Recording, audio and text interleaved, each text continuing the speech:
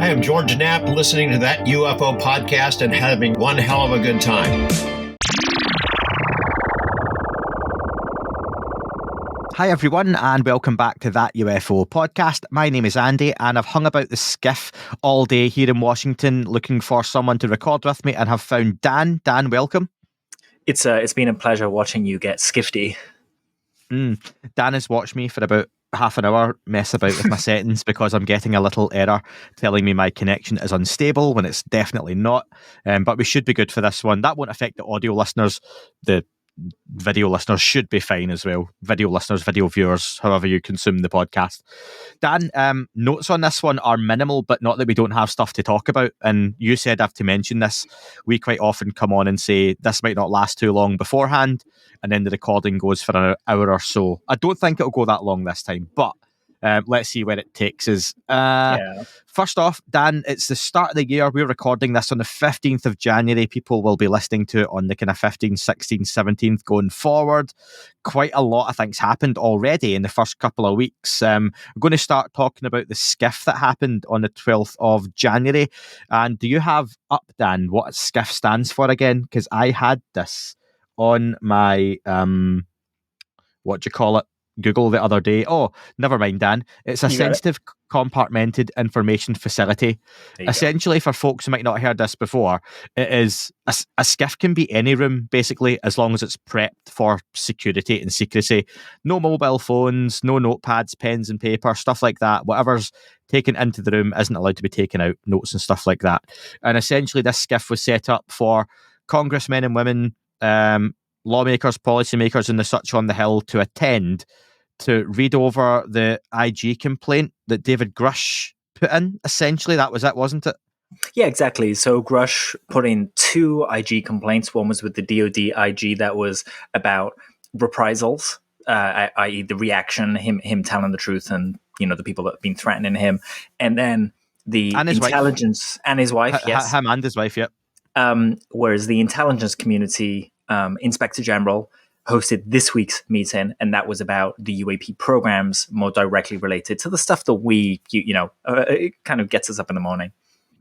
Yeah, and the politicians, as they were coming out, were met by various TV crews. It looked like there was some popularity with this one, which is good to see. Some of the bigger networks picking the story up. But I think it's safe to say Matt Laslo at Ask a Paul was doing a lot of the boots on the ground work. Matt was on the podcast a few weeks ago, does a lot of really good work in this area. And please go and follow Ask a Paul or subscribe to the newsletter, all that good stuff. Because Matt was literally standing there all day, as he normally does, walking back and forward across the Hill in Washington, speaking to lawmakers, policymakers, senators, congressmen and women, literally asking them for reaction as soon as they came out. And overwhelmingly, it seemed to be that, they got something from it. They can't discuss the contents, and that can be frustrating. But this wasn't David Grusch sitting in that room trying to convince them of anything. They were looking at some of the details David Grusch has talked about that he couldn't say in that hearing back in the 26th of July. And Tim Burchett, for one, who I spoke to last week, has basically said that he feels most, if not all, of the people who attended the meeting have come out thinking David Grusch is the real deal, to paraphrase. Yeah, 100%. The phrase that I heard a lot from politicians coming out was that it moved the needle, that they actually got new information, and they have a distinct, idea that they're not being given all the information, that there's definitely a cover-up going on. This is good. This is where we've been for ages, right? All we want is for people to realize this and to chase it down. There was a moment where we've got, Matt interviewed people like AOC, and some other politicians who were back at the hearing, but we haven't heard from since. So it's fantastic that they're still paying attention as well. Just on that, AOC always sounds like a wrestler's name, but it's Alexandra Ocasio-Cortez. Is that right? Yes, that's right. Alexander Ocasio-Crusher, I believe it is. And yeah, so she was following the money, essentially, the money angle. We had Representative Ogles as well, clearly understanding that there's a cover-up here. And one of my favorite things to come out of it, and the standout, was Representative Eric Burleson, who said, there's certain locations that the ICIG provided that we could certainly look into. That's what I'm looking forward to. It appears that it's not going to be easy to get access. So they have some locations that they can go to now and start knocking on doors and asking for evidence of what they do. With Kirkpatrick and Arrow, it seemed that when they went to visit these locations, it was on an honor system that they would knock the door and say, hey, are you housing a secret UAP program? And if people said no, he went, okay, then I'll leave you alone. Whereas these guys are going to be asking for a little bit more than that, and they're suspicious already. So it's going to be curious to see where this goes. Is that aspect of this, because that's one of the things I want to talk about, okay? So they have potentially, or it seems to be, have been given locations within this as to, and it's fair to speculate, and this is going to be a lot of speculation, Dan. They have been given locations, names, whatever coordinates could be, for example, of where there is likely to be crashed craft, alien spacecraft, essentially. It's what we're always talking about, and non-human craft, sorry, and non-human biologics, i.e. alien bodies. That complaint was put in a while ago, wasn't it? So what they're looking at has been somewhere for a while, and I would imagine, why would it still be there? It's a good question. I would reemphasize that and say, it's not just this. They've had, 70, 80 years to hide this stuff. If Kirkpatrick's gone to look for it, that's a bigger lead in the modern day. But we've heard Ross kind of allude to a problematic facet of this where some of these craft are too big to be moved. So hopefully there are some locations that are provided where they can go where the craft couldn't be moved, you know? Yeah, you would think, again, if a journalist is getting that type of information, like Ross Coulthart saying, but then he says that's not in the US, are these congressmen and women, senators, going to be flying out to South Korea, for example? It's another way to hide it, right? You bring it to a foreign division, you split it off into a different company where you have no jurisdiction, and voila, no one can go in and look. Exactly. So names and locations, though, isn't necessarily a bad thing, and at least it begins an investigation, begins maybe not a paper trail, but you might as well start looking and working your way back from there, retracing footsteps. Some of the language used was interesting. Representative Luna, when she was on Fox News, I've got some of the posts and quotes up.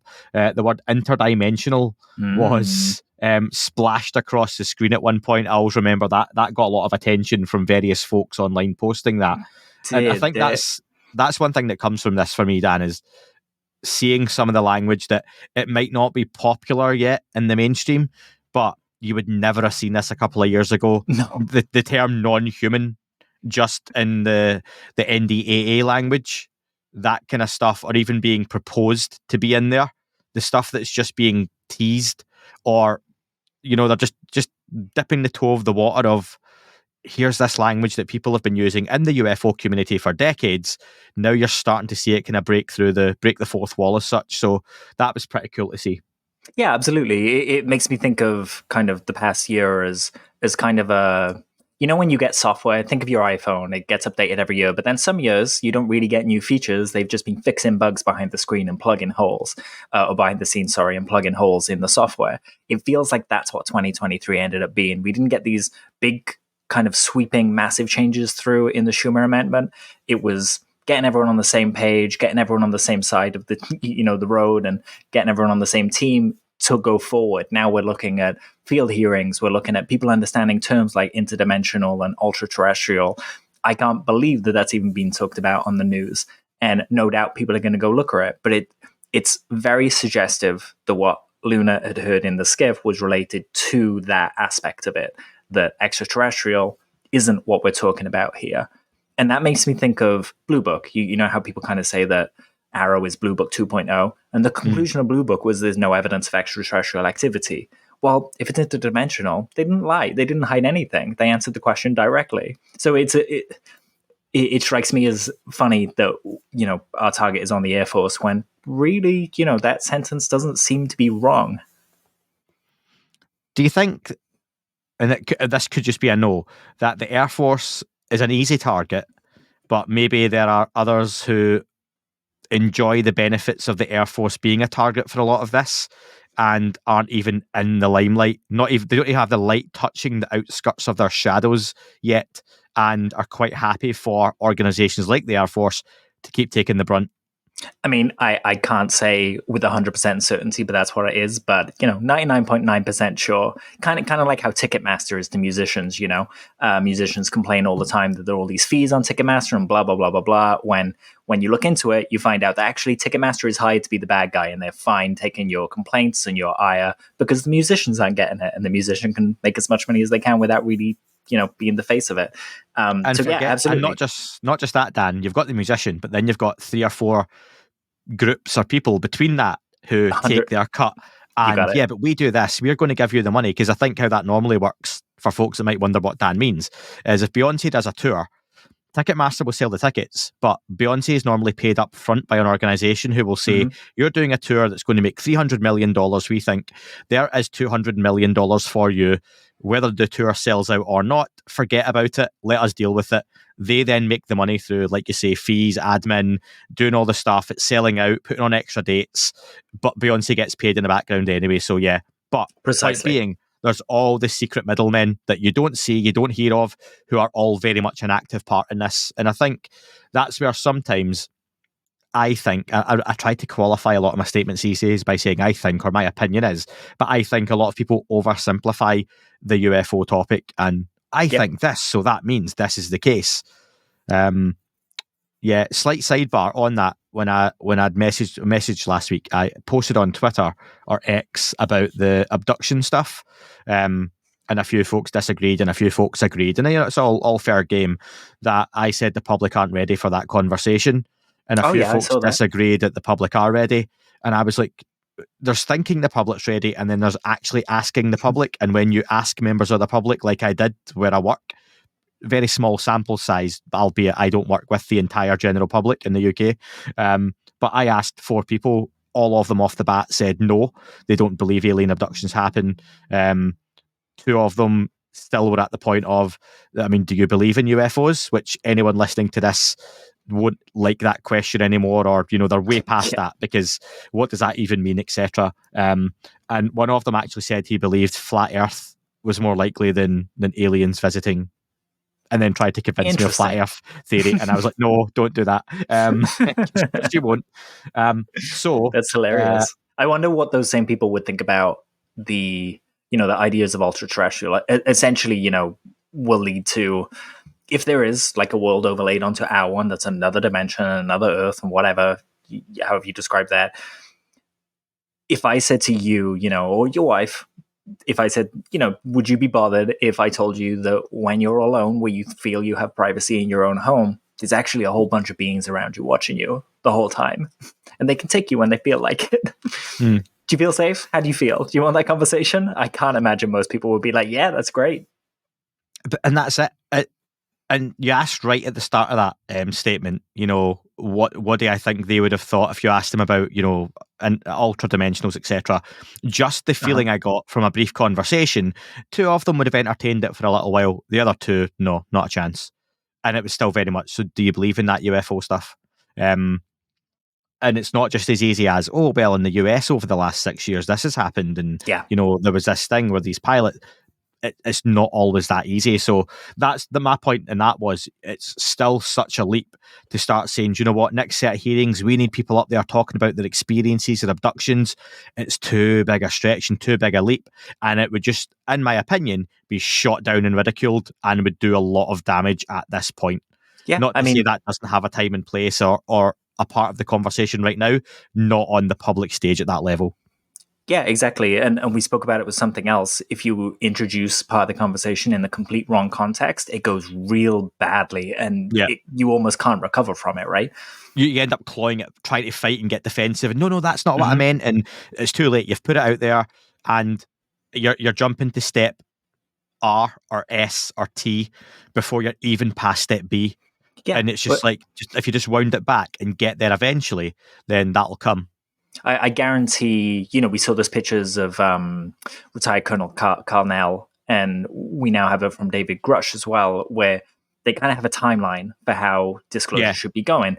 There will be a timeline for that about the different facets of the conversation. 100%. And nuts and bolts, and the woo, and the abductions, and all these different bits, they're in different parts. And we're not even to the nuts and bolts bit yet. Now everyone's on that page. That's my point. And it was nice though that in the actual thread there wasn't a whole lot of shouting and arguing, and people disagreed. Like J. Christopher King, who's obviously been on the pod, and you know Jay well, you've met him. Yeah, super eloquent, kind dude. Yeah, came in and disagreed, and I was like, "Nah, I disagree with you, but that's fine." And we were like, "Yeah, cool." And messaged after it. It was actually a real nice example of people disagreeing on Twitter whilst being respectful. A few people actually put that in, not to be condescending, but they were like, "Oh, this is nice to see folks having a debate, disagreeing, but not having to fall out over it." It was like this how UFO Twitter used to be, right? Yeah, and do you know what? We could both be wrong anyway. Yeah. Although I won. So on that, Dan, you pointed me to, there was a lot of places covering this, and we mentioned Ask a Paul for all the work they done, but High Peak 77 put a lot of this stuff in a thread, like you mentioned, UAP News on X, and they've got the cool picture of the SCIF with the restricted area, no public or media access, all the folks who attended, and I would butcher all the names: Tim Burchett, Anna, Paulina Luna, Jared Moskowitz, Representative Burleson you mentioned, Representative Ogles, Grothman, Garcia, Congressman Raja, and it's Krishnamurthy. He was there. Alexandra Ocasio-Cortez. I got it almost right first time. Congressman for Arizona, Andy Biggs, Congressman Waltz Press, cool name, sounds like an organisation, Nancy Mace, and Mike Turner. So I think Mike Turner is one of the standout names there, because Mike Turner's one of the three Mikes. He is, yeah. Who shot down, in part, the UAP Disclosure Act recently. And if Tim Burchett isn't just speaking as a blanket, which he might have been, I'm still not sure, as to everyone was, happy with what happened, then interesting that Mike Turner came out of there, happy David Grusch is who he said he is.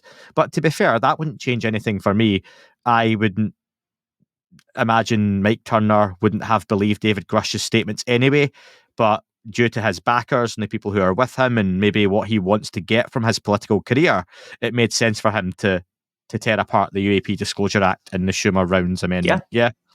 I mean, if he had a bias that didn't kind of let him buy into these things immediately, all it takes is someone casually saying, "Hey, cut that out and we'll carry on funding you." Like, they don't need a conversation to say, "Hey, we've got secret stuff and you've got to help us hide it," so on and so forth. They just need to say, "That's inconvenient for us and it's alien waffle," and he'd do it. So it was interesting to see him. But I would emphasize to people, UAPcaucus.com. There's a little form on there. You can fill it out and it'll send messages to these people, to your local representatives, telling them that you care about this issue. There's now a UK one as well, uapdisclosure.org.uk. Fill it out simply and it fires off a letter to your rep. Obviously, there are always other things going on, so be kind to your representatives and be aware of that. Be quick, be efficient, and just let them know you care. And that's the most we can do. Just keep pushing and using your voice. So some of the comments, I'll go through the thread. Jared Moskowitz, who has been a big pusher for this, said this meeting actually moved the needle, as you mentioned before. Needle's one of those hard words for me to say in my accent. Needle. Needle. Needle. Yeah. Needle. Representative Anna Paulina Luna, she was keen to mention the interdimensional aspect of this. I'll say this. Is there any element, as much as these people are media trained, media savvy to an extent, different extents, and confident public speakers, folks like this, dipping their toe in a subject that they're almost all new to, are quite likely to say things they either shouldn't or regret later, but that's a good thing for people like us? Do you think she should have came out and said, I mean, we want her to, but I mean, do you think the folks in that room, if she went, "I'm going to go out there and talk about the interdimensional stuff," do you think they might have been like, whoa, no, keep that? I think they would. And if you watch the video of Anna Paulina Luna talking about it, you can almost see her bite her tongue after she says that. Like, I can't go further than that. Like, up to that point, she's just quoting David Grusch and emphasizing that she can use that as an excuse. But past that, she would be in the territory of violating what she was told in that SCIF. Yeah, the quote was, "I think it's important to listen to the specific words that Grusch uses. Grusch never said extraterrestrial or alien. He said interdimensional." And again, I suppose for her, she's going, I'm just pointing out facts, what was said, right or wrong. Robert Garcia, it says here, looked visibly shaken by the briefing. And in his video, it does look a bit kind of, yeah, he does. He's fixing himself, and that could just be nerves in front of the camera and stuff. But he does look. He's heard some things. The man's seen some things.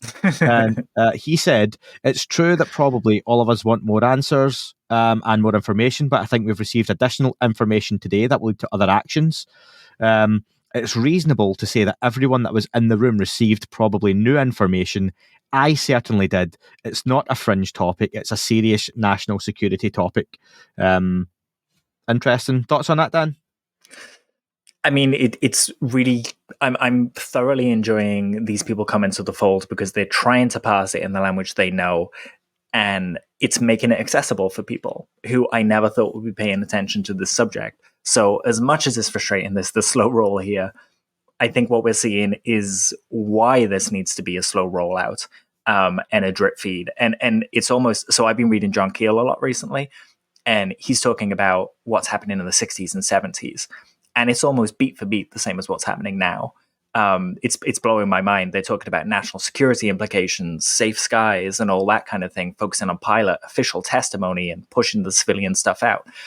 And when I heard that, I was like, have they been trying to roll this out for ages? And just they keep doing dry runs, and when it doesn't catch, they just stop and go, okay, well, we tried. And now we're down the road to where, you can tell me something from the other side of the world in less than a second. Now we're at that point, the conversation's catching and we're actually kind of understanding because of other facets of our society as well, like, the James Webb Telescope and the technology we use to. So I think there's a big convergence of different subjects at the moment that is making this a much more palatable conversation. Or devil's advocate, because I like to try and be fair to anyone who's more skeptical that listens to this. Sure. Is that potentially a sign that this is so well controlled that people think they're getting something and they know they can put it back in the bottle and just recycle the cycle back again? And in 20, 30, 40 years' time, we're back here going, new governmental department, that new world order certainly worked out and they're going to disclose alien life. And, in a sense, you get what I mean? Yeah, absolutely. I think either is possible, and you've got to remain open to all of these things, right? It's tough to decide, but yeah, absolutely, it could be that. Let me say though, you're right about the time we are in now. We've got social media. We can message. We can see information at the blink of a hat. It's not as easy as they put out a newspaper article declaring they'd found a crash flying saucer in Roswell. A small section of the world media reads that there and then because it didn't go round the planet. Yep. And then the next day they put out a release to say, nope, we were wrong. And that's quashed to the small section that see that. Whereas now, once the information's out there, it's out there. All kinds of stuff comes back and gets replayed and, what's getting said. It reminds me of the 1984 book sure. Where the three supercontinents, two are always allies and at war with the other, and then it keeps changing and they keep changing the narrative of who they like right. and when they like them, and it's the same type of thing. It's just like the victors write history, don't they? Is very much absolutely. The case. Absolutely, yeah. And that kind of controversy and control in the narrative makes me think of everything we've experienced this past week or so with the TMZ. Why did that escape me? They brought out a documentary and there were some videos released. I don't know if you want to jump to talk about that now or if I ruined the order. Up to you. No, we'll definitely get to that in a second. A few more of those comments. Congressman Raja Krishnamurthy was disappointed by the answers given by the ICIG. He wanted more specifics. He said, I'm more concerned than I was going into the SCIF. And again, I think that's a really nice look at, these are all people coming at this from a different angle. They're not all going in. If people think of it rationally, they're not all going in with the same narrative, the same view, the same agenda, and coming out, even though they're hearing the same information, they're taking different things from that. They're coming at this from different angles. And I think that's a good thing as well. They're not going in here after being locked away in a cabin retreat for a month, reading Jacques Vallée, watching, American Alchemy's David Grusch stuff and Joe Rogan podcasts on UFO highlights. They're not doing that. They're going in with a real base knowledge and probably quite sketchy knowledge of the subject from a lot of views. So And I think I asked Matt Laslo this. I was like, people assume that these guys and women are all now UFO experts straight away because they're into the subject. They will spend such a small part of their week. Yeah, and Matt also touched on, I remember as Gillibrand was doing stuff and a few others, people have made these like big thick documents to kind of give them as like, this is a summary of what you need to know. And he made sure to emphasize, if you hand something to them or their staffer, chances are when you turn around, that's gone in the bin. Like they just don't have time to sit down and read these things. We need to be concise and to the point. Let them aid them in the journey of discovery.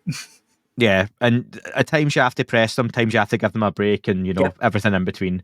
Tim Burchett said, I think they're covering this thing up, and these guys pretty much verified that. I think we all know where Tim Burchett's at in this conversation at this point. He's very much on board, which is fair play to him. I imagine he was in the SCIF after Thomas Monheim said everything. Tim was like, "I told you so," Yeah, just banging the table every so often, like, yeah. I knew that. Representative Ogle said, what most of the American people fear is true. There's a concerted effort to conceal as much information as possible. And some of these folks might be coming out here, not particularly interested still in the UFO alien stuff. They might be going in going, do you know what? I don't care if it is or isn't. What I do strongly care about is the concealment of information, the obfuscation. There might be a huge element, and this is a good thing, I think, for the UFO community. If there are people going into these SCIFs with massive ego, and that ego is dented because they think, I'm a congressman, I'm a congresswoman, I'm a senator. How dare I get lied to or have stuff 100%. Held back from me? I'm meant to be the shit, pardon my French, but, I am the top of the pile, barring a couple of levels. And these organizations think they're above us. And that can only be a good thing that ego gets bruised. And hopefully that pushes on a few people as well. So they might not be in it for the alien stuff, but that could be good. I would say that ego played a really important part in Dave Fravor encountering Tic Tac as well. The ego can, it's not always a bad thing. You need people to be shocked out of it because then they realize, what's happened. So when Dave Fravor says, I'm the captain of the Black Aces. If there was, if that was blue on blue or, friendly technology, US technology, I would have been asked to sign an NDA. I would know. And like, yeah, sure, cool. You need those people, you need Tom DeLonge as the rock star to say, I'll go around the world and reveal alien. You need that sometimes. But, there's a difference between these people and Kanye West ego, I would say. Very, very different, yeah. And Eric Burleson said he's not fully satisfied with the briefing and his worldview has not changed. Adds that it does give more clarity and a direction to go next. So yeah. Wait, his what view? You taking the piss out my accent. his worldview. Nice. He's not fully satisfied with the briefing and his worldview has not changed. Adds that it does give more clarity and a direction to go next. That's really good. You kind of sounded like AI then. More after these messages. Nice. So yeah. And yeah, I think that's a pretty good place to kind of leave that. I think we're all knowing from this, Dan, that there will be more coming from this. In a snapshot, what do you think we're getting next from this? Well, we've spoken about field hearings. We've spoken about, I say the officials have spoken about field hearings coming. They've spoken about more legislation coming. They're not backing off this. And we've actually already seen a piece of legislation come out, which I'll just touch on real quick, the Safe Aerospace for Americans Act.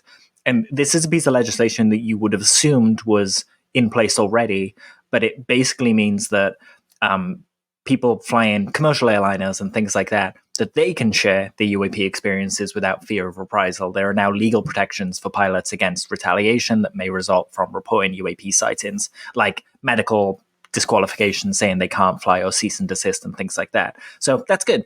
We're 15 days into the new year and we've already got a piece of legislation that's come from all of this hubbub around the SCIF meetings and things like that. So just they'll continue to put fire on this. And personally, I'd really love them to hold a field hearing outside one of the locations they were given. Yeah. You're talking about that kind of field hearing, literally, not Anjali style, chair and blanket, but like, is that a good idea though? And I've thought about this. So that there's a look. It's a stunt, isn't it? Yeah, and that's the way it could come across. And when we talk about context, Mummy stuff, like we mentioned, the way it's presented. You said before about this and just the way something can be put across. With the experiencer stuff, it's got a place 100%, but how that's done is very nuanced. And I just wonder, would Luna, Burchett, Burleson, all standing outside of some, Lockheed Martin facility shouting, "Let us in," that could be skewed by a biased media very easily. And does that could kill political careers as well. Potentially, they'd have to be very careful in doing it in the way they present it. You can't have it like some of the ones we saw during the last election cycle, where they were like, yeah, we're doing a media briefing, and they're outside this like derelict garage that, it just looks ridiculous. There needs to be an air of official event about it. Otherwise, people that aren't into this are just going to go, well, why isn't this an official event? Let's write everything off that they said, So, you mentioned TMZ before, Dan. We are jumping onto that. TMZ had a documentary come out, largely driven by Jeremy Corbell. It was TMZ Presents UFO Revolution. What did you think of the name? I mean, it sets you up for failure, right? A show is never going to be a revolution. It's like, so in college, there was a shop that had sandwich names that were they play on alliteration, and there was one called Tasty Tuna, and I remember buying it because it sounded tasty, and it was just disappointing. So it kind of sets you up for failure. A more kind of neutral name would have been a bit better, I think. Okay. TMZ's target demographic is the 18 to 34 market, okay? So there's if you look at the younger end of that scale, under 30s, there's not going to be necessarily a whole mass of UFO interest on that. And I know that's not true for everyone, but I would say largely there's a lot of the kind of Gen X or Gen Z crew in amongst that. Is UFOs I've the lost big track topic? of all that now. I know. That is, won't even go into that. But I see UFO Revolution a bit different, that if this documentary was totally not aimed at us, it's aimed at a generation who are maybe just starting to look at the UFO subject again. Personally, and I know doing this, I have to talk about them. It was another documentary that is great for people new to the subject. I feel we're at a point now in the last year or two, there's been a whole lot of documentaries which are great for people that are new to the subject. Yeah. But I get that's the nature of documentaries, okay? There's stuff for people who aren't new to the subject necessarily, but we'll get to that kind of stuff. So, TMZ is what it is in terms of a media organization. It's I'm not in the US, but I know I'm kind of stuttering a bit on this, Dan. I don't think it's the Joe Rogan bro type audience necessarily, but it's not highbrow entertainment. It's more celebrity gossip, but they have a really good set of lawyers that make sure that everything they present is fairly watertight. And do you know what? I think what I'm trying to say is it's a very good organization for a generation who have grown up with snapshots of information, short, sharp videos, punchy headlines, and in the nicest way, not reading the body of the article, but reading the headlines and the subparagraph. I'd agree. That's the way I kind of see TMZ, and people can correct me if I'm wrong. That's fine. That's just a kind of outsider's view. But I've said before, like for me, the UFO topic, I think I said many times in the past, Jeremy Corbell would be the face of disclosure for TMZ. And to be fair, I'm not wrong, because he's literally the face of the UFO topic now on TMZ. So they had a 3-part documentary, which, have you got the name of episode 3? I've literally deleted it. It was episode 1 was The Breakthrough. Episode 2 was The Truth Seekers. And Dan, can you find episode 3 for me? I will take a look. So this aired recently. It was up on Tubi, I think, online as well, which again, loads of people were saying online about not being able to get it because it's geo-blocked. There are ways to get around this stuff. On a totally separate note, Dan, VPNs are available that make you look like you're in a different country, aren't they? They are, yeah. The Possibilities is episode 3. That's the one, The Possibilities. I knew it was a P. The Breakthrough, The Truth Seekers, and The Possibilities. It was kind of what I expected. Jeremy Corbell driving it. You had George Knapp making sporadic appearances. You had Kelly Chase from UFO Rabbit Hole podcast, Chris Sharp, Liberation Times is on there, Richard Dolan pops up, and some others as they go along. Christopher King, Michael Masters. JC King, Mike Masters, yeah. And they were all amazing. Like, just to say, like, hats off to them, like, very professional. They handled themselves with grace, I thought. It was nice to see some different faces than what you can get on a lot of other UFO documentaries, which can make them all seem like the same thing. So while it was presenting something that we've seen this before repackaged differently, for the most part, some different voices talking on it, which is always welcome. The episodes are kind of what you expect. The big intro, the Grusch hearing is a good place to start, and probably the place to start now, because David Grusch, I think, in a way, and I don't mean this derogatory at all, is the new Bob Lazar, because he's what folks now talk about immediately with UFOs, because he's in the news. He's a guy who's talking about the crash retrievals, talking about the bodies, but he's doing that now, and he's young. So I mean that in a good way. Timeline of 2017 onwards. The Jellyfish video and the Chandelier video. But before we get onto that, let me just ask you, do you feel, because these episodes were about an hour each, do you feel that the target demographic for this would carry on past episode 1? Or do you think maybe like a 1.5 hour documentary would have been better? Like, how do you feel on that front? I reckon it would have been the same as any of this kind of stuff. Big figures for episode 1, less for episode 2, and then by the time you get to episode 3, whoever's still watching, here's some more information for you. So I think you lay out the heavy hitting stuff in episode 1, and you leave the hook to try and get them in episode 2. But that's just with anything like this. Nothing really ever goes up for the next episode. It always goes down. So yeah, I wonder if episode 1, having the jellyfish and the conversation that happened around that, made some new people come to episode 2 and look. I wonder if it was designed that way to kind of have these conversation water cooler points to pull some people in to watch some episodes. So maybe episode 2 had 1 million people, but they were all new people watching it, No. Honestly, I would 100% not. No. And do you know what? I don't think it matters anymore. And I don't mean just for UFOs, because you've got social media. People watch this stuff and you get as much traction with social media posts online. And I think a lot of organizations and TV shows, I talk about wrestling now and again. WWE will bang on about social media impressions, even though their TV ratings are some of the worst ratings they've ever had, like in their history. Their social media impressions are huge, and they are doing better now financially than they have ever done. So I was reading about Mr. Beast earlier, that he had more views on YouTube, him and his team, than any of the biggest primetime shows. So I think you're definitely right. So there's more emphasis on that, right? Yeah. Success is does it 2 minutes get clipped and shared around? Like, is that more important than an hour show? So I know WWE Raw, so the wrestling, for folks who are less acquainted, WWF as it used to be, making wildlife wrestle, gets around 2 million viewers for Raw, and that's a 3-hour show, and it loses viewers by the hour normally, traditionally, okay, depending on what's on. Hour 1, see, that gets 2 million viewers. Clips from hour 1 on social media will get 10, 15, 20, 30, 40, 50 million views. So does it matter that hour 1 or episode 1 of a documentary gets 500,000 viewers? From an advertising point of view, a little bit, but then on social media, people hear about it, talk about it, clips go viral, and then Jeremy Corbell doing a 30-second voice piece introducing a video gets 100 million views online.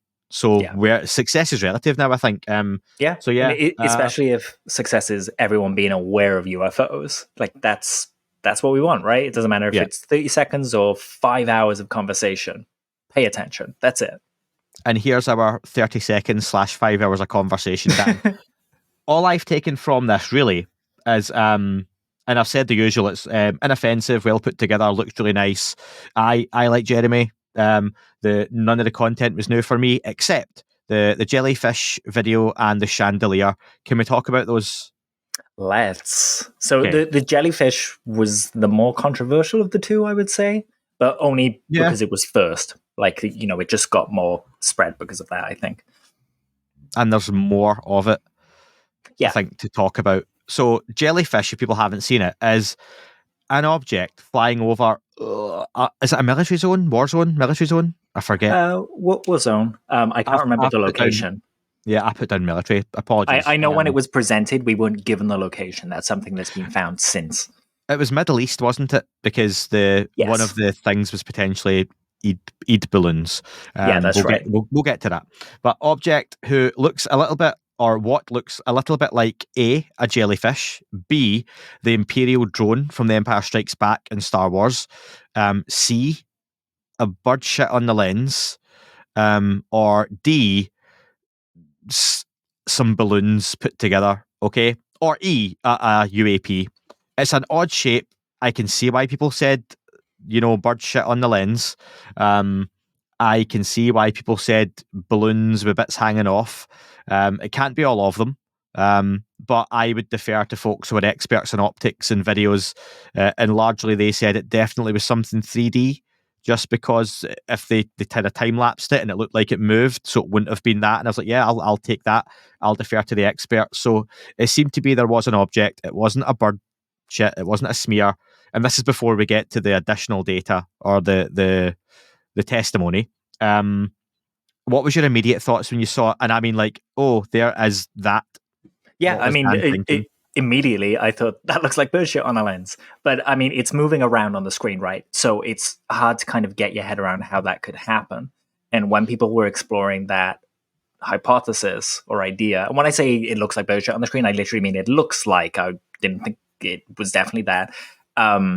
But the idea was that, there's a camera, there's housing around the camera, and people thought, okay, well, if the bird crap is on the housing and not the camera, and the camera's moving around and there's stabilization happening, it could make a bit of bird crap on the lens housing look like it's moving around.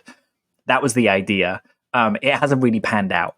The way that it moves, if it was mechanical, it would move in a particular way in patterns over and over again. It wasn't. So it doesn't seem to be anything on the lens like that. Also, it's infrared, so you would see straight through liquid like that, and you wouldn't kind of see the same effect. This is where, like, I feel like the community everyone just spoke past each other when it happened. There were people not understanding the ideas of each other and kind of saying, no, it's not that. Yes, it's definitely this. And just like always, right? There's this big debate. And that's why I tried to stay out of it, because I was like, one, I've not had a chance to watch the episodes at the point it came out. It took me a few days just with work and stuff. But I remember seeing it and being like, I don't know, because I can see why. I don't think I would have went to like the bird crap on a lens myself, but I saw that, so I had a bias, because one of the first things I saw was it looks like this. But then I saw the balloon picture of like the Eid balloons, and I went, okay, It's got a rough shape of that. But I think you can pick any balloon for any type of UFO shape, and you could find a balloon that shape. And the weird thing about the balloon stuff is that you would expect anything dangling down to be moving in the wind. It moves rather weirdly, but again, I'm not a camera expert, so is it the camera stabilization, all that kind of stuff? I don't know. Yeah. It looks odd. I suppose for me then, there's a skip and there's a jump, and you see an additional piece of footage. Yes, over water. We are told the same object is then flying just above water from a distance. You can't make it out, but we're told it's the same object, so no reason to disbelieve Jeremy Corbell and what he's been told. It would have been nice to see something that bridged those together, assuming that's there, because I think that would give you a lot more, not credibility, confidence in it being the same object. Yeah. And it would also validate that first piece being a solid object moving away from the camera, because it moves very oddly. You got it, yeah. So you're relying on, we are told this is the same object. Okay, cool, I'll take that. And then we're told that the object goes into the water, comes out the water, shoots off at a 45-degree angle. What I can't do is be a hypocrite and say, well, that's not good enough, because I'm quite happy to take that the gimbal video does that on face value. I'm quite happy to take the Tic Tac video turns at a right angle on face value. So I don't think it's fair to turn around and say... I would say you're harsh on yourself there, but the only in that I wouldn't say that you do take it at face value, but you let that be a question. You don't say that it did or didn't happen. You know, you're like, someone said it. I've got to defer to the eyewitness. I'd love to see the video. Apparently it exists, but you know. But do you get what I mean? I don't think it'd be fair of me to be like, I believe those two that happens, or I really want to believe that happens, because I don't know for a fact. No one's ever shown me, you know, send it to my inbox. But same with the Corbell one, where I'm like, it's the same thing where Jeremy's been told by a source. And I honestly don't believe he's just putting stuff out deliberately. If he is being fed stuff without him knowing, that's always a possibility. But that's also true for Chris Mellon, Lou Elizondo, and anyone else. But I imagine sources, vetting, etc. comes into all of this as well. So, And what is interesting, and can I just quantify that, Dan? Sorry, I should have said this at the start. I think for both of us here, the next episode of Weaponized that comes out on Wednesday, Jeremy Corbell and George Knapp are going to be talking more about these, which I think you said this online. And we said this from the start when Weaponized began, that Weaponized would be a great platform for when Jeremy and George release videos or pictures, they can follow up. And it's a chance for them to address people's questions and debunking. And do you know what? If something they release comes out and they go, yeah, do you know what? Over the last week, we've had enough information that this is, you know, actually this, or, you know, with the Palm Springs UFO stuff, this is actually this. It would be good for them to come out and give us the extra data or something else that they can. That would be exciting for me, because one, we hear that it moves away at incredible speeds. We're never seeing that in any of these videos, which is always the disappointment. But two, just a little bridge that shows that object moving a little differently in the first one, for me, just personally would help. But I'm waffling now on that. So, yeah. No, I agree with you. I'd love to see that. Just show me the file name is the same or something like that. You know, I don't need to see it all. If it's sensitive, I just want to know whether it's the same video. That's it. Another aspect of the video that was strange was the supposed signature management, where we're told that it changes its temperature as it's going along. And it's been pointed out by FLIR experts as well that the whole scene is changing temperature. The object changes temperature relative to it. So that is something that keeps coming up. I heard News Nation repeat it after it had already been figured out. Looking forward to Jeremy and George kind of expanding on that. But that is one of those things that, for me, I feel like that aspect of the video is gone now. Like, that's been explained perfectly reasonably. Everything lines up in every instance of it doing it. So it's kind of the ball is in Jeremy and George's court now to just say, yeah, that looks like that kind of answers that part of it, but there's still all this anomalous stuff that we need to look at. One interesting thing that happened after the video was released, that longtime debunker went and found a witness to this event, or someone that was at the airbase. Marine veteran Michael Chinkowski says he watched the video while stationed on an Iraqi base in 2018. He expanded on that and said that the video had become a kind of a ghost story to show new recruits and scare them. Like, oh yeah, this is kind of in the sky and watch out for this, it'll get you type thing, like winding them up. He said that he thought it was crap on the lens at first, but everyone around him said, nope, you're wrong. That's not what it is. This is a 3D object. So this possibility has been addressed by people more qualified than, you know, exist on Twitter, formerly X then. But also, that case was presented to debunk the whole thing. The person that found that witness, Stephen Greenstreet from the New York Post, said that this guy said nothing happened. This guy then came forward again and said, actually, what Stephen Greenstreet is saying about me is not true. I wasn't a witness to the event. It is still strange. Nothing has been debunked. That's where we stand with it. So the Marine said, I don't know, when someone tried to present him in a light where he said, I do know, and it was normal. It's really interesting that it's gone that way. And I'm looking forward to maybe Michael will be on the show on Weaponized to talk about it. Yeah, and I look forward to them addressing it, and we either move forward with it still and it's classified as unknown, or we find out it's something more prosaic. There was the other image, which is a still from a video of the Chandelier UFO. I'm just looking at it now, and it was filmed over the Persian Gulf. Jeremy said on his own Twitter, and just let me read this, we released the image of a military filmed UAP, still from a video that was filmed over the Persian Gulf. This vehicle of unknown origin had no conventional flight control surfaces and has been officially designated by the United States as a UAP. This designation is currently maintained, and it's a Chandelier UFO. This one, Dan, for me was less spectacular because I think a lot of people managed to demonstrate in a lot of different ways refraction on even like using stars. And that was the first thing I thought of, was some of those James Webb Telescope or Hubble Telescope pictures that show stars and the light refracts in a really cool shape. And yeah, I need a lot more convincing on this one, personally. Yeah, I would be exactly the same. It was underwhelming compared to the Jellyfish, but again, keep that relative, because ufology is where it is. So underwhelming means something different now to what it meant 15 years ago. Still love that it was presented. Again, kind of desire more information on it before I go running with it. Like, neither of these two things, if someone said to me, what's the best UFO case? Neither of these two things come close for me. Yeah, but I would always rather see this stuff than not, to let us discuss and debate it. What's Whether the it was on a alternative? podcast or not. Well, that's it. Jeremy says, I've got it, and everyone goes, why didn't you show it then? Exactly. It's like they can't win, really, can they? That's the other. So those more to come. Weaponized will be out on Wednesday. Definitely go and check that one out, folks. I've quite enjoyed the last few weeks of Weaponized, listening back to the old John Alexander conversations. It was a good one. Well, John Alexander was slightly more recent, wasn't it? But he was in the video or the last audio of the background of the previous one, which was with, what was his name, Dan? With the gentleman. That makes it all up.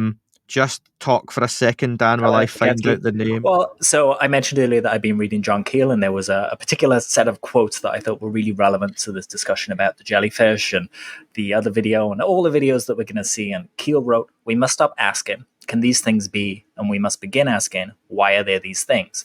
Once we begin looking beyond the mere manifestations, we'll finally glimpse the real truth. Belief has always been the enemy of truth, yet, ironically, if our minds are supple enough, belief can sometimes open the door." And I think that's what this documentary and these videos being released does for people. It opens that door just a little bit for them to get into conversation. It was Philip Corso. Was, sure. That was it. So it was really interesting to hear those really old conversations George recorded, 20, 25 years ago, whenever it was. So those are really cool to hear on Weaponized. And you're 100% right. When these documentaries go out, it gets new eyes and new ears interested in a subject. And again, folks like us, you can look at these and go, I'm not going to learn anything new. Do you know what? No, you're probably not. And you're not going to learn much new from 95% of any UFO documentary, to be honest. Just because how long they take to make, right? Like, it's just not it doesn't work that way. Yeah. I know Darcy Weir, who I've had on the podcast. I like Darcy, and I never got the chance to meet him when he was in the UK. Stuff came up last minute. I put on saying a tweet that you'll never see smoking gun evidence in a UFO documentary, and I meant that with all due respect to anyone who makes a UFO documentary, but I made the point to him because he'd done the little eyebrow raise emoji, and that wasn't a dig at any UFO documentary maker. Maybe I'll make one myself one day, who knows. But Dan, I'm a UFO documentary maker, right? I am making a UFO documentary that I'm going to go to Rendlesham, Roswell. I'm going to go to, the Phoenix Lights area. I'm going to speak to witnesses. I've got Lou Elizondo. I've got Stephen Greer. I'm making the mother of all UFO documentaries, right? During that filming process, which probably takes, a year at least to do all that and edit it, and I'm sure James Fox and Darcy Weir and Jeremy Corbell will testify how difficult it is. During that, I get a video that falls right into my lap, and I've got the 4K video of the Tic Tac off Dave Fravor's wing, right? Whoever was in the back of Dave Fravor's jet went, I filmed it, I've got it, here it is. I've got the gun camera footage, I've got the data, it's undisputable. Oh my God, there is the world's best UFO video, right? A minute, 2 minutes long, it's incredible. You see it shoot off, everything's undeniable, right? All the doubters and skeptics can't argue this. Am I keeping that to edit it into my hour-and-a-half long documentary to release later, regardless of what I could charge for it, etc., or am I contacting every major news network and a publicist to say, I have this, I want it on the biggest, forget fees, because let's be fair, anyone's going to charge for that. No one's giving that away for free. You can say what you like, but sure. you are getting paid for that, right? Anyone would. You'd be silly not to. But you would want it on the biggest network you could, whether that was YouTube coming up to you and saying, I want this on Mr. Beast's YouTube channel and it's going to get 1 billion views tonight, or it's going to be on Rogan, or we're going to do the first ever live Joe Rogan podcast and it's going to stream on Amazon Prime, it's going to stream on Netflix, it's going to be on Disney Plus, and we're going to do this video and present it.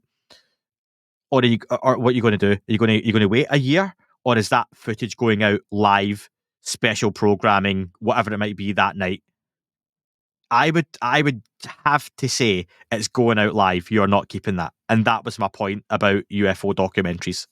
And I think there's a very real example of that. James Fox's Moment of Contact, right? He found out that there may be videos of the alien that the government supposedly captured, and what is he going to do? Bite his tongue when he's on news programs? He's going to use every opportunity he can to make sure this gets the spotlight it deserves if they can get a hold of it. Like you said before, they can't win. If they don't tell us, they're keeping secrets. If they tell us, they're grifters. Like we need to leave room for people to cook. Yeah, 100%. So that's my view on that. And I hope it is someone like James Fox or Darcy Weir or Jeremy Corbell or any up-and-coming UFO documentary maker that gets that amazing piece of footage that gets to unveil it to the public. That would be great. I wouldn't want to wait a year for it or 6 months for it to be on a TV show. So yeah. Any more on that, Dan, or move on to the last kind of bit on James Webb? Let's jump. Yeah. So on to the more kind of, it's all science-based, as we say, but more recent science news. James Webb Telescope. And this was back in, September, Dan? There was some announcements and news that it may have found some serious signs of life on another planet 200 or so light years away, I think it was. Yeah. And just recently, it's surfaced again because a few media personalities in the scientific community, including astronaut Tim Peake. And Tim Peake isn't the biggest UFO champion in the world by any means, I don't think. But he was asked about, aliens, ET, such, James Webb Telescope. And he basically came out and said that, the James Webb Telescope may have already found signs of life and are just waiting to unveil and release the results because they just want to verify some more information. This kind of caught fire, and a lot of folks seem to have run with this now, haven't they? That it's looking like the James Webb last year at some point did capture what they think is a surefire sign of life on another planet. Yeah, absolutely. I'm hearing from so many people that work in these fields, astrophysicists, so on and so forth, that something is coming. Probably sooner rather than later, but at least first half of the year. Yeah. I would comfortably say first half of the year, but 2024 at the very least. A lot of people are talking about it. They're all hinting. I imagine, that's because as all James Webb science has been done so far, it's a group effort. It's a collaboration from everyone across the world. One group of scientists say, hey, we found this. They give it to another group of scientists who aim the telescope there and they double check.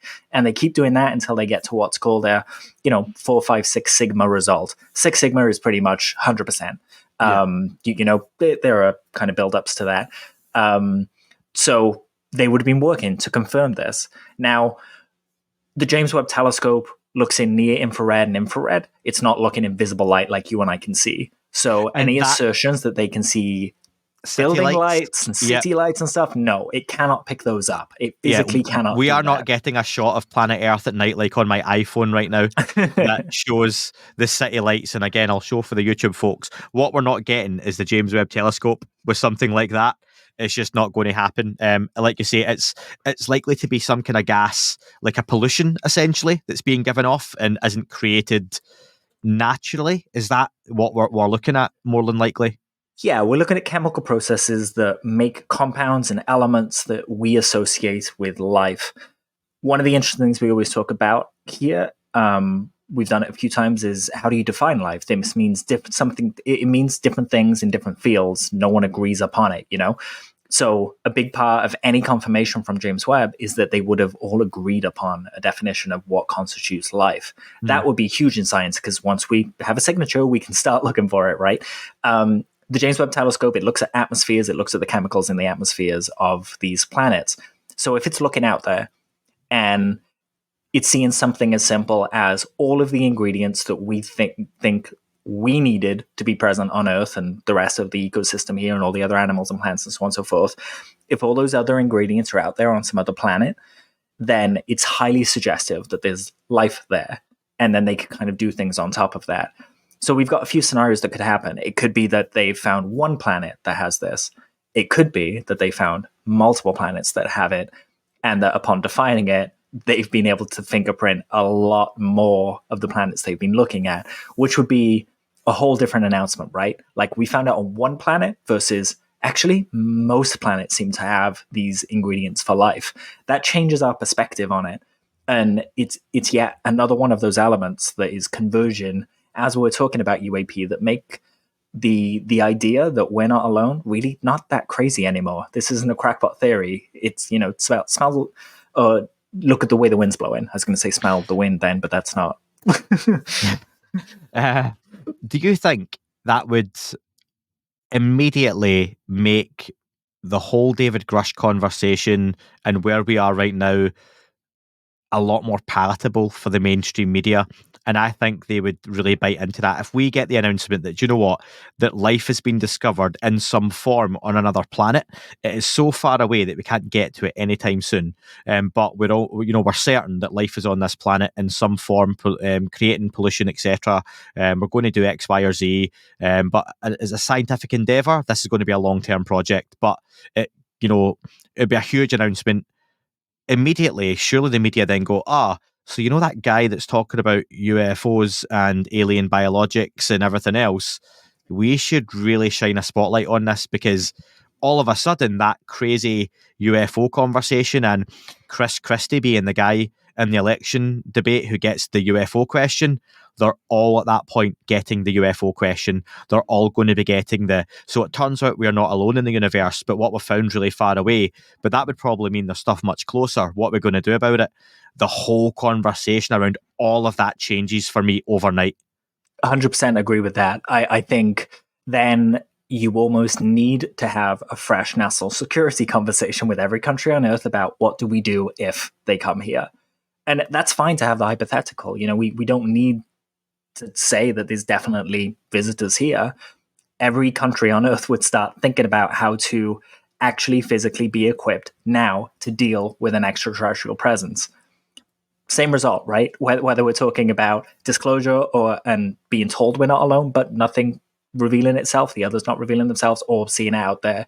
And then the debate becomes just, it's out there. Is it here? If you go to another street, you can see another house. Yeah. Do we have neighbors or do we not? That sample size of people I talked about who aren't ready for lots of the conversation, and you've got the really obvious one of, but they're too far away to get here.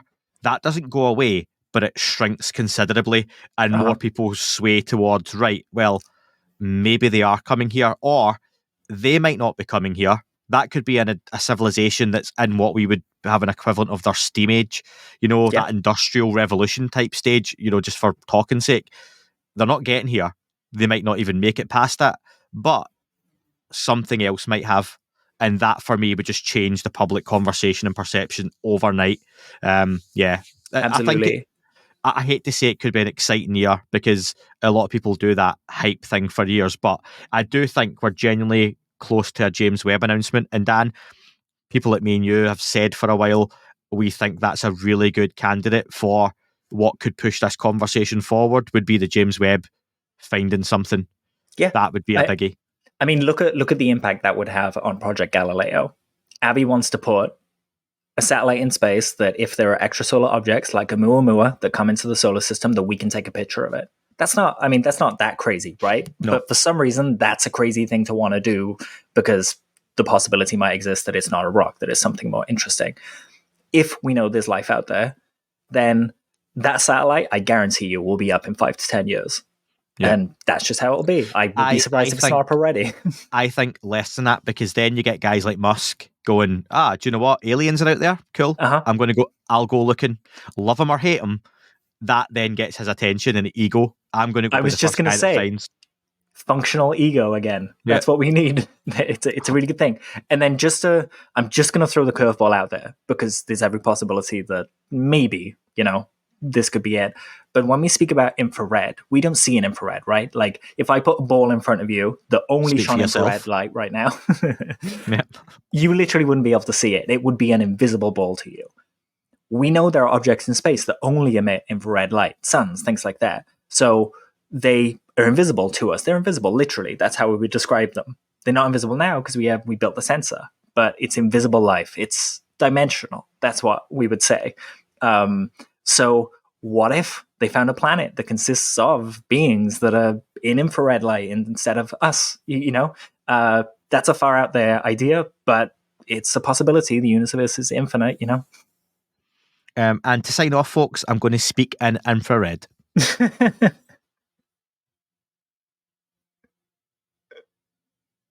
Well, Andy's popped off. He'll be back on soon. So let's jump on to the next story. The Redacted podcast hosted former Lockheed employee to speak about...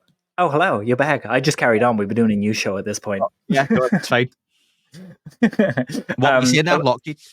Yeah, a former Lockheed employee came forward to talk about, with the Redacted podcast YouTube show, to talk about Lockheed's own crash retrieval and UFO engineering team. A few weeks back, I gave people an idea that maybe this year we'll see some people coming forward from private aerospace companies talking about this stuff. Supposedly they want to divest this material that they have. So it would make sense that we hear from them. It looks like this is starting to happen already.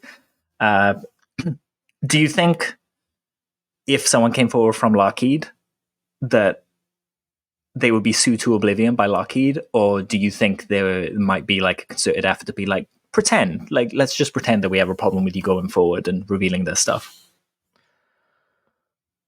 So theater. I spoke to someone about this recently. Again, it might have been Matt Laslo, not sure, but the idea that Lockheed is a hive mind, and it's an organization, and it has factories and it has different departments and compartments, and I think there could be people who are quite happy to entertain this conversation and get it out there.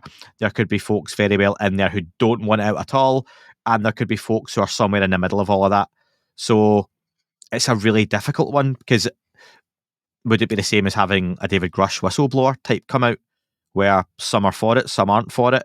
Again, I think you would always have to imagine it's someone with no family, no connection, no ties, to really come out and have a conversation that no one could be got at, basically, because we can tell from people like David Grusch that still happens, and that will happen. Like, I remember I saw something the other day that put that whistleblower reprisal thing in a new light for me. Like when we hear about Grusch being threatened and his wife being threatened, we always think of them being, given a sign that they can be got to. I don't know, they'll move something in the house or open a door or turn the alarm system off or something like that. But in the thing I was watching, the person showed up and spoke to the wife and told them, hey, get your husband to back off. Otherwise, we're going to take him from you forever. And it kind of becomes a different thing, right? When you've got, you might be there saying, I'm dedicated to truth. I'm going to do this. I'm going to follow this through till the wheels come off. But then if your wife turned around and started begging you through tears not to carry on, what do you do? Yep. 100%. So on that, Dan, just to finish off, kind of breaking news. Well, breaking news for me, it might not be for you. AJ Hartley and Tom DeLonge have got a new book coming out called Trinity. Yeah. Have you seen that? I have, yeah. That's actually next on my list as well. Ah, okay, cool. I don't know anything about this, and I'd just seen the picture on the socials there. So, do you know it's not Secret Machines? No, it's not. But also, see, this why cool bloody thing, write right? it then? So Trinity, it's set during the Trinity test. It's not to do with the crash. It's to do with the test. That's what it's referring to. And the cover kind of shows the explosion in the background. Yes. UFO to the side of it. Car driving away. Exactly. Supposedly, the Trinity bomb went off. It knocked something out of the sky. The rumor is it was a satellite, but there's a deeper rumor that says it was a UFO, and the electromagnetic pulse was what hit it down. So this novel seems to be using that story in the same way as Secret Machines used all the other stories. However, how cool would it be if there was a little connection to Jennifer's family in this, or to the Maynard group, the financiers of the investigation, the secret investigation for the phenomena. I think it could be really cool if To the Stars make a bunch of series that kind of fill out the history of this subject with all these connections running through them. But we'll see. I think that's out in June 11th, 2024. Nice. And on that, a few folks had asked, I started watching the Three Body, as it's called, Three Body Problem Adaptation. The Chinese version. one. Nice, yes. Yeah. So I'm watching that on YouTube. It's 30 episodes? Is that right? Yeah, really long. It looks really nice, so I like it. Yeah. I know you said it's probably a bit drawn out, but it's really well produced, made, decent budget. And the Netflix version, I want to finish this before the Netflix one comes out on the 21st of March, which I'm very much looking forward to. And that's going to potentially propel the UFO conversation into, because it's people who make Game of Thrones, so it's big budget. Netflix are putting a lot of money into it. So that'll be nice to see that up on a big screen and people maybe thinking of the UFO topic in a different way. Not to spoil anything, but, how else could aliens contact us? I'm really looking forward to the Netflix one, just because from the trailer already, it looks like they've brought stuff from book 2 and 3 into book 1. And it's not just about shifting books, because it's not a linear thing. The first book is it happens over a short amount of time. Mm-hmm.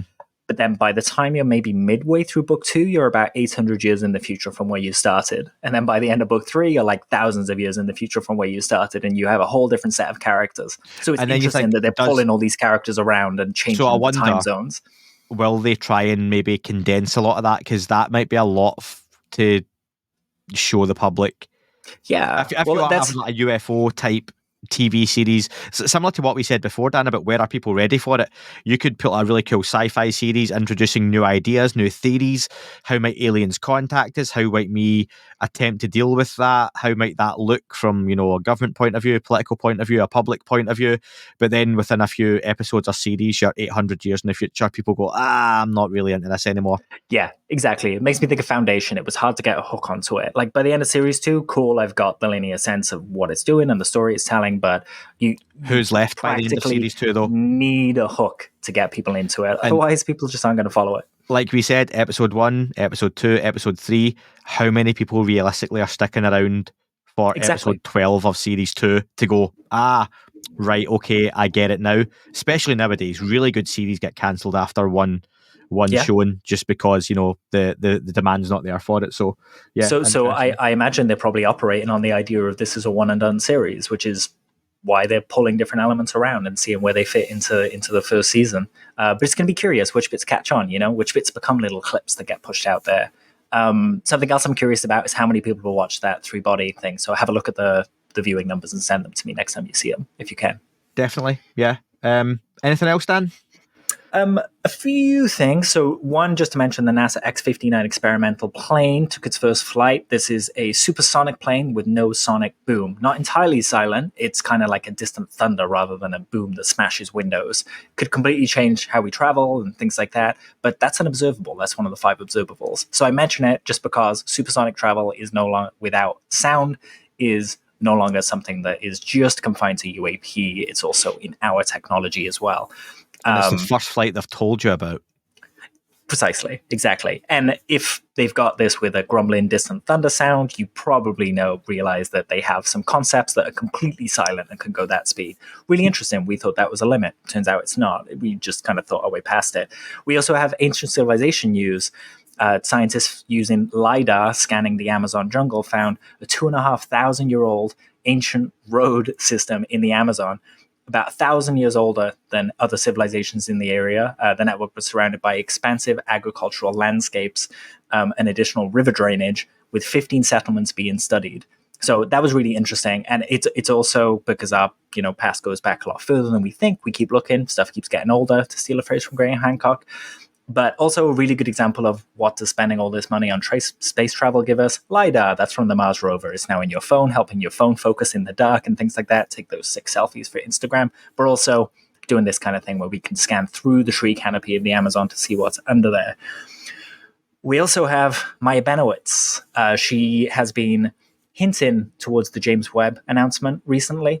but she released her first paper, and it was really interesting. I'm just going to read like this little. The name of it is "Bootstrapping the Universal Wave Function," which is waffle to most people. So I'm just going to read this paragraph because I thought this was really cool. So she writes, "This observational consequence will soon provide the first experimental test of the multiverse." That's huge alone on its own. We can test for the multiverse? Cool. Great. Let's do that. Then she writes, "This begs the profound question.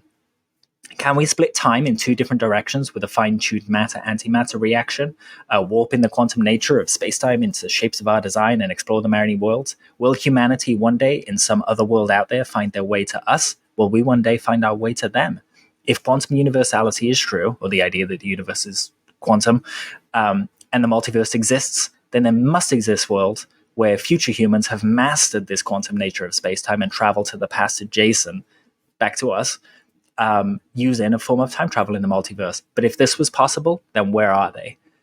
That last line there is really cool because that's the same line that you get from the Fermi paradox, which says, well, if one planet in a billion contains life, then life should be all around us according to this equation, and it's not. So where are they? So the solution to both of those things is kind of, in this field, right? Like there's probably people listening to the show right now saying, we know where they are. They're the ultra-terrestrials, we call. They're the future humans, that Michael Masters calls them, and things like that. In a way, like you said before, do we, as the average person, have to start changing how we define what life is?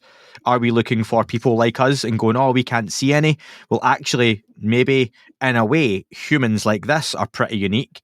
But actually, there's billions of forms of life out there, but you keep looking for the kind of Star Trek or Star Wars variation of life, where you're all flying about, looking very much bipedal, similar types, but actually there's, you say, infrared beings, wave-light beings, Palladian beings, Dan, Yeah. God help us. I mean, those people, they're just trying to find the language. I'll be so pissed off if a craft landed one day and they came out and it was like, we are living light beings from the Palladian. I'd be like, no.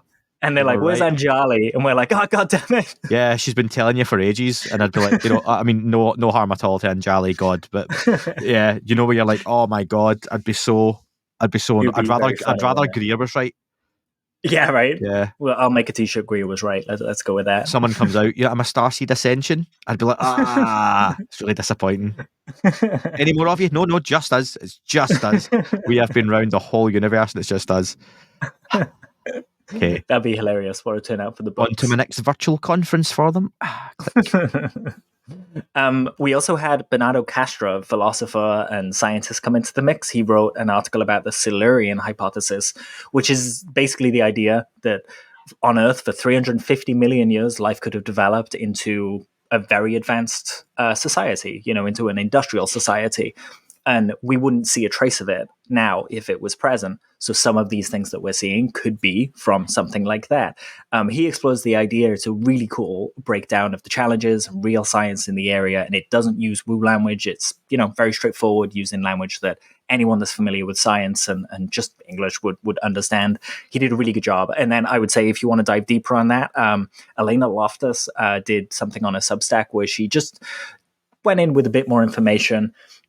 Again, on the Silurian hypothesis, both really good. They're a really good series of articles together. Yeah. Credit where it's due. And then just quickly to mention the mummies. Did you want to finish up with that? I know the feeling. Yeah. Right. I'm trying to make a point that some people get, and it's being lost on some others on social media, right? All good-natured debate. I feel if those mummies, not the fake ones that were just recently put out that people jumped on, and so did I, because I was like, is this these? But it's not.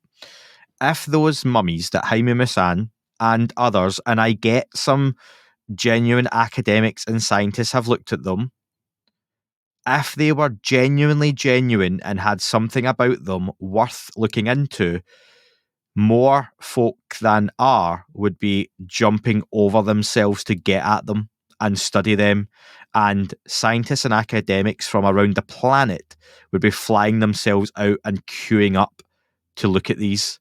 And from what I can see, and I could be wrong, they aren't and haven't been. Yeah, I would say that's fair. We have essentially the prosecutor's office saying that some they found in the past they've tested again, and they found there to be dolls made of animal bones and things like that. They're different from the ones that were presented in the Mexico hearing, but they still come from the same people. And we said early on, that doesn't mean that these are BS. They could be right once, broken clock is right once a day or twice a day. Dan, once if it's 24 o'clock. But, if I've got a set of really rare, let's go with wrestling again, really rare wrestling figures from the 1980s, right? Which ones? Be specific. I know you've got them. I've got a Hulk Hogan. I've got a Bob Backlund. I've got a Bruno San Martino. I've got a in the pack. Ernie the cat lad. Right, I'm going old school here, right? And they're all first editions, mint condition, like on card, beautiful. The bubbles aren't creased or anything, right? Stunning condition, right? And it turns out I try to sell you them, and you find out they're all fake, right? The word gets out amongst the circle that's what happened. 6 or 7 years later, I come back on the scene, Dan, and I've now got a whole bunch of new figures, boxed, signed. Similar type stuff, Ted DiBiase this time, Bushwhackers. Who else have I got? Andre the Giant's in there, really rare. Only 5 of them are made, and it turns out they're real. What are people going to say? Well, they're gonna. He's the guy who cry wolf, right? Exactly. And people are going to assume right off the bat that you got better at faking them in the time that passed. But Dan, this time I'm going to do a really good deal on them because of what happened last time, so you can actually have them a bit cheaper than what they're worth. It's a good deal. Why aren't people jumping at these? Because they're real. Yeah, I mean, you're exactly right to point it out. There would be caution. There would be I should have given them to someone else to sell. Earned. And yeah, you've got to know what you look like to an audience, right? Self-awareness. Yeah. So I turn around to my wife and I get her to sell them instead because she's got a better reputation, or she doesn't have a damaged reputation, and she can get the fair price for them for what they're worth to the right person. But you're sullied with that reputation from before. So yeah, I still stand by whatever the status of those mummies, and I'll happily be. Oh, for the love of God, I would love them to be real and genuine, but I don't think they are. Everything points to them not being. I would love to be proven wrong. I'd happily sit here on a live stream for 24 hours and have people call in and say, haha, you were wrong, you didn't believe Jaime Maussan. Amazing, yeah. But I'm glad they're real. So let's crack on. Here's the thing as well, right? I noticed there was an interview where you said that you could have Jaime Maussan on the show to talk to him. Yeah. And people would say Jaime was right, everyone else was wrong. I want to be very pointed with this. Jaime is irrelevant to the science of these specimens. Yeah. If you're going to talk to anyone, talk to one of the scientists that's done the work. If people are going to pay attention to anything from this, pay attention to the science. Believing someone when it comes to science like this, belief shouldn't come into it. It's the science that we should be looking at. So as much as I'm like, you know what? If they are real, thanks for bringing them forward, Jaime. At the same time, I'm like, get out of the way and let the science do the talking. Yeah. We've all had friends tell you a story that you've not believed because they're that friend. Something ridiculous is happening. Did you know this? Did you hear this? And you don't believe them because of who it is. But then you find out it was true. And they'll, but you didn't believe me. I tried to tell you. Yeah, like you say, boy who cried wolf. Yeah, but it was you. You've done this before. So I struggled to believe that. I'm all for it though, Dan. Like, you know that. And you'd be the same, wouldn't you? That I hope they're real, but when those articles were going around, I was the first one to point out, like, whoa, hold on, these are different. These aren't, we're conflating. These aren't, we've got to be honest. It's fair. And I'll be really honest, Dan. I'm not someone that's going to sit with a scientist on a podcast and be like, so this breakdown of compounds is really interesting because I don't know what it is. I don't know that and the 4B ligaments on the 3B joint is this. You don't know, right? It might be, but you don't know. What I rely on is a load of others out there who would know, and I mean genuinely qualified scientists, not people with a few thousand Twitter followers or even 100,000 Twitter followers saying, these are real. Reddit people say it's real. Yeah, if Joe Rogan turned around and said they were real, I wouldn't believe him with X amount of million followers. I need a scientist, a real serious guy, to sit on Joe Rogan and say, I've got no interest in the UFO and the alien subject. I've studied these. I would conclude these are not human. That for me would make me go, okay, interesting. Yeah, exactly. Exactly. And I know that call is still out as well for people to come and look at these things. So this is just another moment where we just got to kind of sigh and the beat goes on and let it happen. Let those plates keep spinning. Do you want a fun fact that I couldn't believe when I read it to finish off? Mm-hmm. If everyone on Earth was put in a 1-versus-1 wrestling tournament, how many rounds would it take before you found your champion? 79. 79? 33. Is that when it would be done? Yeah, you'd have a champion by 33. I don't like a 33-round tournament. And folks, remember, Dan and Olaf Rockner both are part of 33 Ounce Creative. Is that a subtle advertisement? Nice, I don't know if that's I like it. for there. Yeah. I mean, it wasn't, but I'll take it. Yeah, that's a nice way to leave it then. Go and check out 33 Ounce Creative. Check out Askapol for Matt Laslo as well, please, folks. He's just broke 5,000 followers. He and they deserve a lot more than that as well as part of that organisation. They do a lot of really good work. And with the pulse of this subject right now being in Washington, congressmen and women really hot on the kind of the footsteps of this, Matt is right on the doorstep of these people. So yeah, go check it out and we'll speak very, very soon. That is all for this week's show. Thank you very much for listening. Please remember to leave the podcast a review on your chosen platform. You can like, retweet and subscribe. That would all be very much appreciated. The shows are being uploaded onto YouTube as we speak more and more. You can sign up at patreon.com/That UFO podcast to access the shows ad-free as well. Please get in touch on Twitter, Facebook, Instagram, That UFO podcast. Of course, on Twitter, it's at UFO UAPAM. And again, folks, as always, keep looking up. You never know what you might see.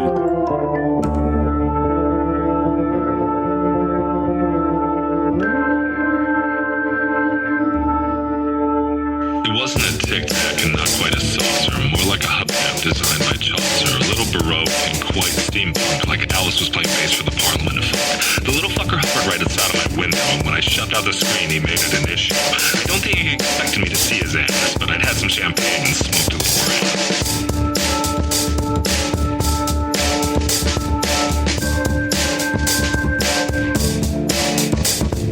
Meditative Gamma State full-on meta. Can't imagine how it could have been any better. I got to the top of the stairs and there he was. Like, you awake? I was about to abduct you, cuz.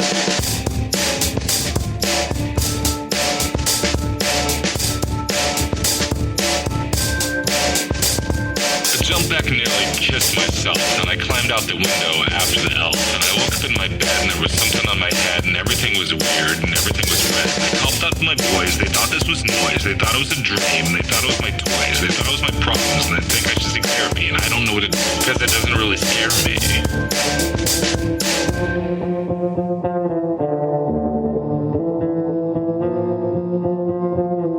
If you really want to know who I think I be, I guess you and me and us and we and him and her and that and she and that thing over there and what's that, Jake?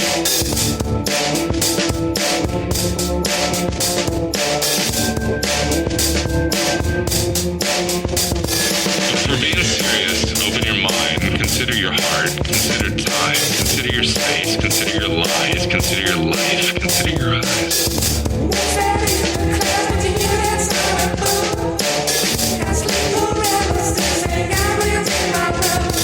It wasn't a tic-tac and not quite a saucer. What's that in the clouds between that sun and moon? Can't sleep around, sing ambulance in my room. It wasn't a tic-tac and not quite a saucer.